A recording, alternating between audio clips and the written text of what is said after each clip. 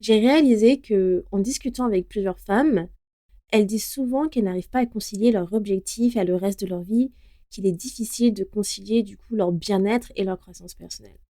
Et souvent, ce que j'entends, c'est: «Mais Andy, en fait, comment veux-tu que je me concentre sur mes objectifs et que je prenne soin de moi en même temps? Je peux pas, c'est soit l'un, soit l'autre. Si je prends du temps pour moi, j'avance pas dans mes objectifs et si je me concentre sur mes objectifs, je n'arrive pas à prendre du temps pour moi. C'est clairement impossible». Et en fait, lorsque j'entends ça, ça me fait vraiment mal au cœur. Parce qu'en fait, c'est faux. Bien sûr que tu peux te concentrer sur tes objectifs et tu peux également prendre soin de toi et aussi évoluer dans ton développement personnel. Tout cela est à la portée de tous. Et en fait, il te suffit simplement d'avoir une méthode de productivité pour tes objectifs et d'être accompagné pour bien comprendre les fondamentaux du développement personnel pour commencer à t'épanouir et enfin avancer dans la bonne direction. Donc, si tu as l'impression de stagner dans ta vie, de négliger ton bien-être, d'être à bout car tu as plus l'impression de subir ta vie que tu ne la vis, d'être frustré aussi de ne jamais voir tes objectifs atteints et t'en perds du coup la motivation et la patience, si tu en as marre de ne pas avancer dans ton évolution personnelle car tu as des blocages qui sont conscients et même du coup inconscients, cela veut dire que tu es prête pour mon programme RISE. RISE, c'est réalisation, introspection, sérénité et évolution. C'est le programme signature de développement personnel de Fil Positif qui sortira bientôt. Et avec RISE, tu en auras fini de compromettre ton bien-être au profit de tes objectifs. Car tu vas apprendre dans le programme à avoir un meilleur équilibre de vie sans te priver de ton bien-être et de ta croissance personnelle. Car ces deux facteurs sont importants dans ta vie. Car tout commence par toi. En prenant soin de toi, en faisant de toi une priorité et en comprenant ton identité, tu seras plus en harmonie avec toi-même et avec tes objectifs. RISE est un programme complet où tu auras 5 modules centrés sur les fondamentaux du développement personnel qui te permettront donc de te découvrir en profondeur, mais également de te concentrer sur tes blocages conscients ou inconscients et aussi de comprendre l'importance du bien-être dans ta vie. Car je le dis souvent, mais 20% de ton bien-être contribue à 80% de la réalisation de tes objectifs. Aussi, et bien sûr, une des choses qui est très importante, tu apprendras ce qui t'aidera au quotidien à atteindre le bonheur et cultiver la pensée positive. Et ce n'est pas fini parce que je prends en compte les besoins de chacun et je veux que vous puissiez tous profiter du programme. Tu auras le choix entre 3 packs en fonction de tes besoins pour être accompagné en coaching ou non avec moi et profiter des offres de mes partenaires bien-être si tu souhaites aller plus loin dans l'exploration de ton bien-être. Alors, je t'en dis pas plus, si tu souhaites faire partie des personnes qui profiteront d'un prix de pré-lancement, clique sur le lien dans la description de l'épisode car Rise, c'est pour bientôt. N'oublie pas, seules les personnes qui font partie de la liste d'attente auront un prix de pré-lancement.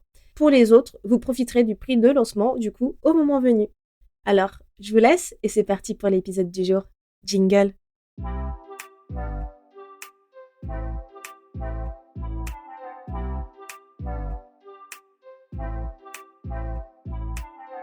Hello à tous, je suis Andrea Pierre, aka Andy, entrepreneur et fondatrice de la boutique Fil Positive The Boutique.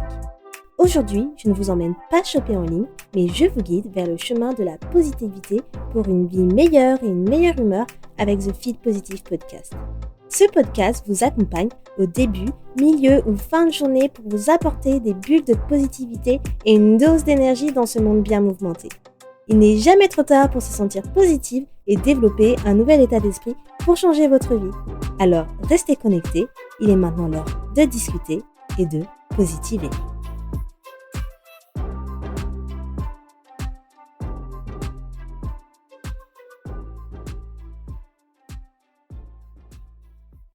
Hello les amours, j'espère que vous allez bien aujourd'hui. On est déjà le 6 mai. Oh my god.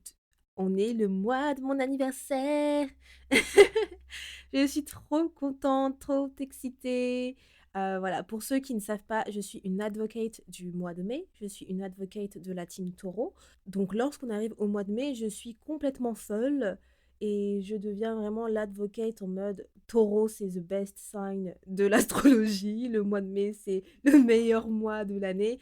Enfin voilà, je suis trop chiante. Je l'admets, mais voilà, c'est voilà, quand t'es advocate, que veux-tu? Donc, on est le 6 mai aujourd'hui, c'est bientôt mon anniversaire. Donc, dans 7 jours, ça passe super vite.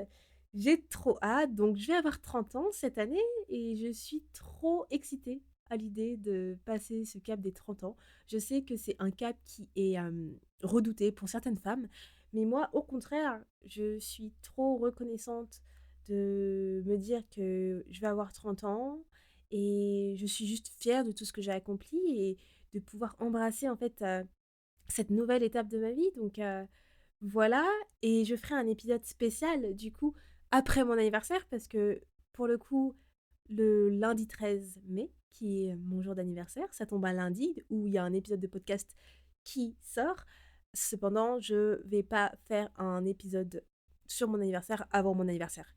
Je n'ai pas envie de me porter l'œil, donc du coup, je vais attendre que mon anniversaire passe et je vais créer du coup un épisode spécial pour vous parler donc du coup de mon anniversaire, de ce que je ressens et tout ce qui va avec. Mais avant tout ça, aujourd'hui, je vais vous parler de journaling. Comment changer sa vie avec le journaling? Parce que moi, le journaling, ça m'a vraiment changé ma vie. Et je suis convaincue que c'est une des méthodes qui vous permet d'être beaucoup plus épanoui, d'être beaucoup plus heureux. Donc aujourd'hui, on va parler de tout ça et comment vous pouvez l'adopter au quotidien dans votre vie.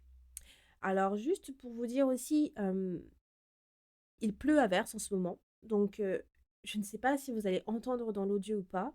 En tout cas, vous allez entendre sûrement des échos parce que je ne sais pas pourquoi je me suis mis à côté de ma fenêtre, en fait clairement au niveau de ma fenêtre. Et donc du coup, forcément, bah, je ne sais pas, il y a des échos, j'ai l'impression. Donc si vous entendez des échos ou que le son il n'est pas tip top, je m'en excuse d'avance.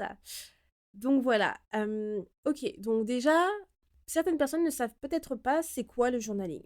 Donc si vous ne savez pas ce que c'est le journaling, en fait le journaling, ou écriture expressive, hein, il y a des gens qui utilisent ce terme, pas moi, mais si vous le connaissez peut-être par ce terme, on dit aussi écriture expressive. En fait, c'est une pratique qui consiste à mettre par écrit, du coup, vos pensées, vos sentiments, vos expériences, vos réflexions, de manière régulière.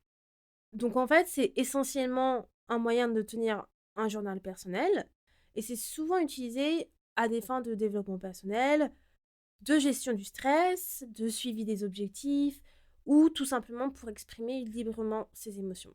Et je vous en ai déjà parlé dans un de mes épisodes de podcast, il me semble que c'est comment gérer ses émotions, où je vous parle de cette technique. Parce que moi, j'ai beaucoup utilisé le journaling pour la gestion de mes émotions. Ça m'a vraiment aidé à ce niveau-là. Et clairement, je trouve que c'est une des meilleures techniques pour ma part pour pouvoir mettre ses émotions sur papier. Après, je ne sais pas si vous aimez écrire ou non, mais je pense que même si vous n'aimez pas forcément écrire, le journaling, ça va tout seul en fait. On a tous, je dirais, à 85% des cas, eu un journal intime quand on était jeune. Plus les femmes, les petites filles, que les hommes peut-être, mais on a tous eu un journal intime quand on était jeune. Et bien le journaling, c'est pareil, en fait, lorsqu'on regarde bien. C'est un journal intime. C'est un journal où tu vas raconter tes journées. C'est un journal où, comme je disais, ça peut utiliser pour suivre tes objectifs. C'est un journal pour libérer tes émotions. Tu vas l'utiliser pour tout ça. Et en fait, le faire de manière régulière, pourquoi ça change la vie? Parce que lorsque vous avez des grosses journées, par exemple, et vous n'avez pas forcément envie de parler à quelqu'un, vous vous retrouvez avec vous-même. Et comment vous faites pour libérer tout ce que vous avez sur le cœur? Eh ben, vous pouvez simplement le mettre sur papier. Et lorsque vous mettez tout ça sur papier, à la fin donc d'écriture, vous vous sentez extrêmement libéré. Et il suffit de simplement relire aussi ce que vous avez écrit et vous vous dites waouh, en fait, j'avais tout ça sur le cœur, c'est tout ce qui s'est passé ou waouh, j'ai quand même pas mal d'objectifs. Peu importe la raison pour laquelle vous faites du journaling, relire, ça vous permet de prendre conscience de tout ce que vous portez en vous. Et pourquoi ça change la vie? Parce que vous vous sentez d'une soulagée, Ça permet du coup, de diminuer votre stress. Ça permet donc de pouvoir relâcher vos émotions, mais également de les accepter parce que vous les voyez sur papier, tout ce que vous ressentez.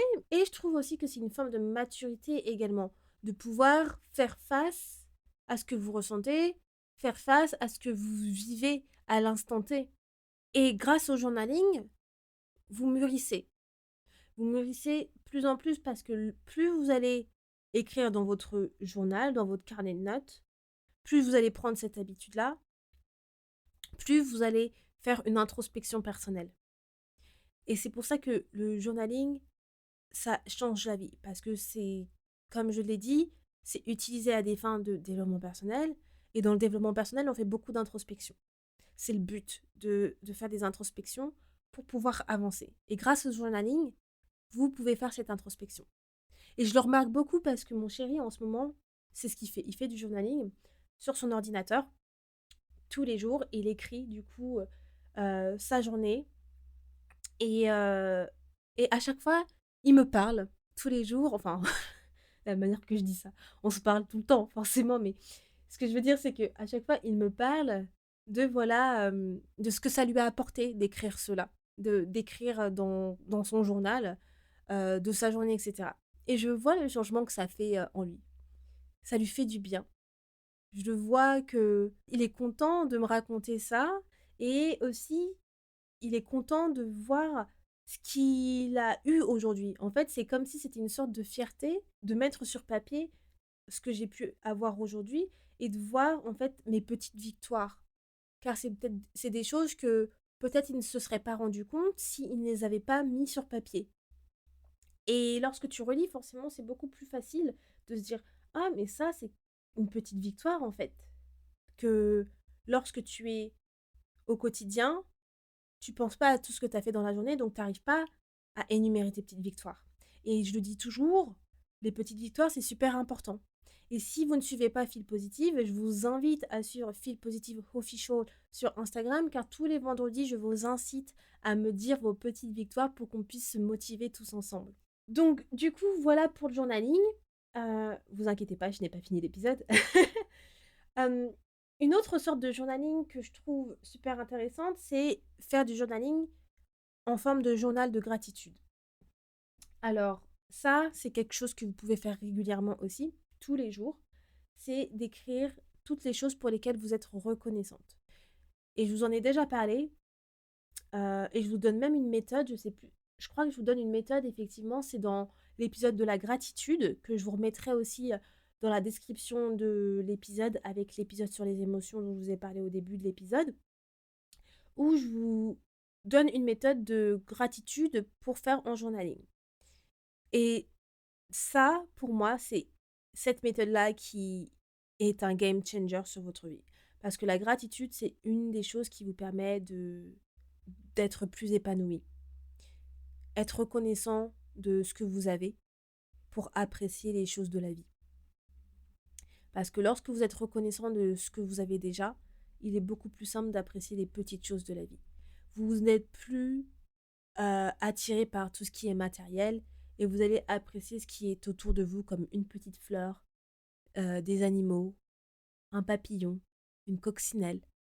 C'est ça que la gratitude vous permet aussi d'apprécier. Et je trouve qu'il est important de commencer son voyage avec la gratitude parce que on a de la chance d'être en vie. On a une chance inhumaine d'être en vie. Avec tout ce qui se passe dans le monde, aujourd'hui, si vous pouvez écouter ce podcast, dites-vous que vous avez de la chance d'écouter ce podcast. Dites-vous que vous avez la chance d'être en vie, vous avez la chance d'avoir en fait la possibilité d'entendre ce podcast, d'entendre ma voix. Vous avez de la chance d'avoir un appareil numérique comme votre téléphone qui vous permet d'écouter ce podcast. Car une personne dans le monde, à l'heure actuelle, n'a pas cette chance-là. Parce que peut-être cette personne-là, elle est sous les débris. Parce que peut-être cette personne-là, elle n'a pas assez d'argent pour s'acheter un appareil numérique. Parce que cette personne-là n'a peut-être pas la possibilité d'écouter un podcast qui pourra lui changer sa vie. Donc, la gratitude, c'est de se dire que vous avez de la chance et que vous êtes reconnaissant d'avoir ce que vous avez aujourd'hui. Même si votre vie n'est pas celle que vous souhaitez, maintenant, à l'heure actuelle, ce n'est pas grave. C'est d'apprécier ce que vous avez déjà pour avoir ce que vous souhaitez. Et je le dis tout le temps, comment vous souhaitez que l'univers, Dieu, peu importe vos croyances, vous donne quelque chose, vous donne ce que vous souhaitez, si vous n'appréciez pas ce que vous avez déjà à l'heure actuelle. Ça n'a pas de sens. Donc, c'est pour ça qu'il est important d'apprécier ce que vous avez déjà et de l'écrire. Ça permet encore plus de vous ancrer avec ces reconnaissances. Je trouve que les écrire, c'est encore plus powerful. Et lorsque vous les écrivez, vous devez vraiment le ressentir. Parce que la gratitude, ce n'est pas simplement que, ok, je suis reconnaissante d'être en vie, je suis reconnaissante d'avoir un appartement où dormir, je suis reconnaissante pour l'alimentation que j'ai. Ce n'est pas que ça. Ce n'est pas que de l'écrire et de ne pas le penser ni de le ressentir. Lorsque vous écrivez les choses, il faut le ressentir. Il faut vraiment le ressentir dans votre chair. Parce que c'est comme ça que ça va vraiment fonctionner et que ça va avoir un effet pour vous. Et lorsque vous allez relire votre liste de gratitude, bah franchement, c'est. Moi, je trouve ça juste incroyable, l'effet que ça a en fait. C'est parfois, moi, j'en ai les larmes aux yeux quand je fais ma liste de gratitude. Parce que je me dis, oui, j'ai de la chance. Je ne suis peut-être pas où j'ai envie d'être là, maintenant, tout de suite, à l'instant T, mais j'ai de la chance d'avoir tout ce que j'ai. Parce que ce n'est pas donné à tout le monde. Vous n'êtes pas obligé d'écrire votre liste de gratitude sur un journal. Vous pouvez l'écrire sur votre téléphone, vous pouvez l'écrire sur votre ordinateur. Moi, je le fais souvent sur un journal de base, dans mon carnet de notes fil positive, mais parfois, lorsque je ne peux pas l'écrire sur mon journal, en fait, quotidiennement, j'utilise l'application Calm qui a en fait une partie où vous avez la possibilité de mettre votre gratitude du jour. Et j'utilise ça tous les jours. Tous les soirs, je fais ma liste de gratitude. Et je sais que je la fais en fait le soir avant de dormir. Et à chaque fois, même mon chéri il me dit qu'est-ce que tu fais? Je fais bah j'ai ma liste de gratitude. Et j'ai mes petites habitudes du soir, c'est que le soir avant de dormir, je lis un verset de la Bible sur une Bible numérique sur mon téléphone et je fais ma liste de gratitude. Ça, c'est mes non négociables. Je le fais tous les soirs. Et le matin, lorsque je me réveille, la première chose que je fais, c'est de me dire dans ma tête pourquoi je suis grateful. Et ça me permet de bien commencer la journée et ça me permet de mieux dormir aussi en terminant sur cette touche-là. Donc, comme vous pouvez le voir, il y a plusieurs méthodes que vous pouvez utiliser pour le journaling. Vous pouvez l'utiliser pour n'importe quelle raison, que ce soit pour en faire un journal personnel, que ce soit pour libérer vos émotions, pour pouvoir gérer votre stress, pour pouvoir écrire vos journées. Franchement, il n'y a pas de règle. Moi, je vous conseille de l'utiliser à chaque fois, par exemple, lorsque vous avez passé une grosse journée qui a été difficile, rentrez chez vous, faites ce que vous avez à faire, prenez un carnet de notes et vous commencez à écrire. Et ça va aller tout seul. Si vous ne savez pas à quoi écrire, ne vous inquiétez pas. À un moment donné, vous allez commencer à dire quelque chose dans votre cerveau, et ben vous commencez à l'écrire, et puis après, ça va aller tout seul. Tout va se couler sur le papier.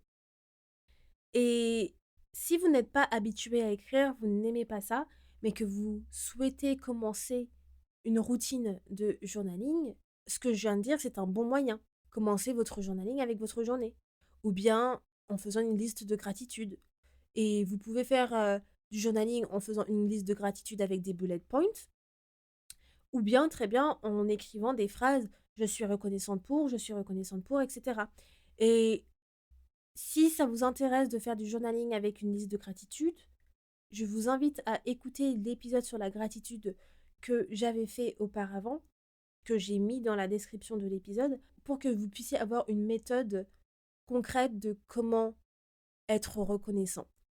Aussi, une chose que je souhaite aborder avant de terminer cet épisode-là sur le journaling, c'est la différence entre scripting et journaling. Donc, en fait, comme je disais, le journaling, ça va être la pratique qui consiste à mettre par écrit ses pensées, ses émotions, peu importe la raison. Alors que le scripting, ça va être une technique de manifestation, en fait. Donc, c'est une technique de manifestation qui consiste à écrire ce que tu souhaites comme si tu l'avais déjà. Et en fait, dans le scripting, tu vas parler au présent.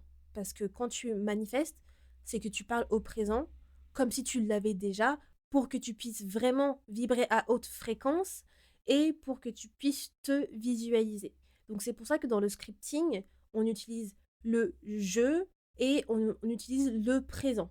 Tout ce que tu dis, c'est au présent. Donc, par exemple, tu peux dire je suis heureuse d'avoir la voiture de mes rêves, je suis heureuse d'avoir un business florissant, etc., etc.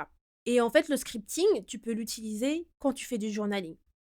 Et une méthode de scripting que j'aime énormément, c'est celle où tu imagines ta vision de rêve, ce que tu souhaites réellement dans la vie. Je t'en parle dans l'épisode de la visualisation, parce que c'est un exercice qu'on utilise beaucoup en manifestation pour booster ta visualisation.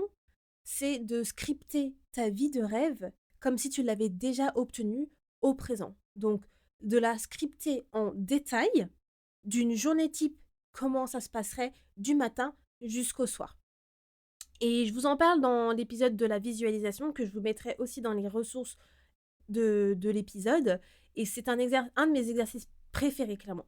Je scripte très souvent, je dirais plusieurs fois dans l'année, en fait, en fonction de ce que j'ai réalisé ou non. Et ça, c'est un exercice que j'avais connu de la coach en manifestation dont je vous parle beaucoup, Catherine Zenkina, qui est la fondatrice de Manifestation Babe et qui a un podcast du même nom, mais qui est en anglais. Et c'est clairement quelque chose qui a changé tout, mais tout au tout pour moi, dans le sens où ça te motive énormément en termes de visualisation et simplement scripter ta vie, ça te permet de savoir aussi où tu en es à l'heure actuelle. Est-ce que tu es aligné avec ce que tu souhaites vraiment ou non? Et ça te permet de te dire, ok, là, il y a un décalage en fait. Il est temps qu'en fait que je passe à l'action, quoi. Parce que si je souhaite arriver là, j'en suis loin. Et moi, le scripting, ça m'a vraiment permis de me dire ça, en fait. De me dire, ok, c'est ça, en fait, ce que je veux vraiment. Et de mettre les actions en place. Donc, je t'invite vraiment à utiliser le scripting, que tu peux utiliser vraiment dans ta méthode de journaling. Et en fait, pour moi, je dirais que l'un et l'autre va avec, en fait. Parce que une personne qui a l'habitude de faire du journaling et qui utilise aussi la manifestation, cette personne, elle va souvent scripter, que ça soit avec des affirmations positives ou en faisant sa vision de vie idéale. Et ça permet d'être beaucoup plus aligné avec ce que l'on souhaite et de pouvoir mettre dans l'univers plus de meilleures vibrations. Donc voilà les amours, j'en ai terminé pour cet épisode de journaling. J'espère que ça va vous aider à utiliser peut-être le journaling comme méthode expressive. Pour moi, c'est une de mes méthodes favorites et je l'utilise toujours, clairement. Je vous invite vivement à écouter les épisodes que j'ai mis en ressources de cet épisode pour comprendre mieux ce que je dis par rapport à la gratitude et comment utiliser en fait le journaling pour la gestion de vos émotions. Je vous donne la technique de la lettre d'amour de John Gray, également, ce qui m'a réellement aidé moi dans le passé. Et je trouve que le journaling, c'est vraiment une méthode qui peut vous aider à changer votre vie très facilement et naturellement. N'hésitez pas surtout à partager cet épisode aux personnes qui seront intéressées. Et comme toujours, si ça vous a plu, vous pouvez noter le podcast, mettre un petit commentaire sur Apple Podcast ou bien sur Spotify, ou encore mettre un commentaire sur Instagram. Ça me fera toujours plaisir. Et je vous dis à lundi prochain pour un nouvel épisode. Ciao! Merci beaucoup de ton écoute et d'être resté avec moi jusqu'au bout. Si à la fin de cet épisode tu sens ton humeur changer et tu te sens un peu plus boosté, n'hésite pas à me laisser un avis ou une note sur ta plateforme d'écoute préférée. Ça me fera toujours plaisir et j'apprécierai de les lire dans le prochain épisode. À bientôt! Positivement, Andy.